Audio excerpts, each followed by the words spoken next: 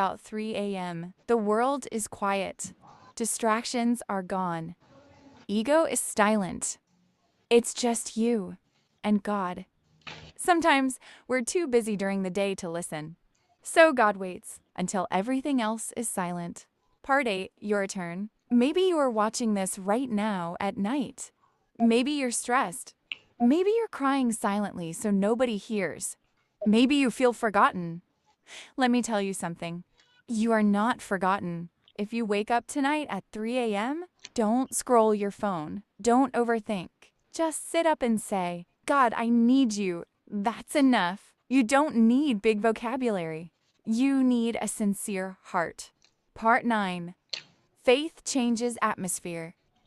When you pray, something shifts in the spiritual atmosphere, even if you can't see it. Faith invites peace. Trust invites strength. Surrender invites miracles. And sometimes the miracle isn't that God changes your situation. Sometimes the miracle is that He changes you so you can handle the situation. Part 10. Final message. One short prayer. One honest moment. One surrender at 3 a.m. can change everything. Not because of magic, but because of relationship. If this message touched you, take 30 seconds tonight. Pray. Speak honestly. And watch what happens next. Your life may never be the same again. Have you ever woken up at 3 a.m. for no reason? Not because of noise, not because of a dream, but because something inside you felt restless, heavy, broken? This is the story of a man who didn't believe that one short prayer could change his life. Until one night at 3 a.m., everything changed. The breaking point: Daniel wasn't a bad person. He worked hard. He loved his family.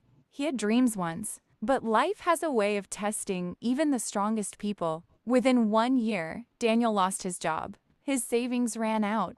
His marriage began to fall apart. Bills piled up on the kitchen table like silent accusations. Every night he stared at the ceiling, asking one question: God, are you even there? But there was no answer. At least that's what he thought. Sundan a.m. One night, Daniel suddenly woke up. He looked at the clock. Sundan a.m. His heart was racing. The room was silent, but his mind was loud. Fear, regret, anxiety, shame. He tried to sleep again, but he couldn't. That's when he remembered something his grandmother once told him. If you ever wake up at 3 in the morning, don't ignore it. Sometimes God wakes you up to talk. Daniel almost laughed. God doesn't talk to people like me, he whispered.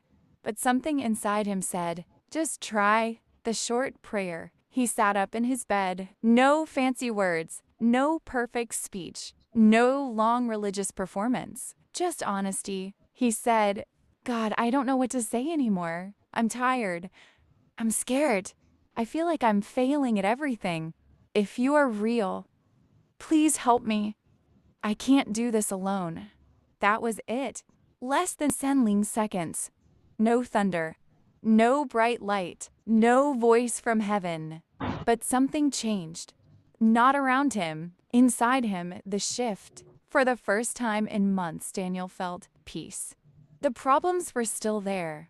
The bills were still there. The marriage issues were still there. But the panic was gone. Instead of fear, there was calm. Instead of hopelessness, there was a small spark of hope. And hope is powerful. The next morning, Daniel did something different. Instead of complaining, he prayed again.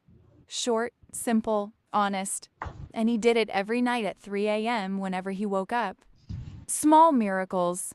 Within weeks, small things started happening.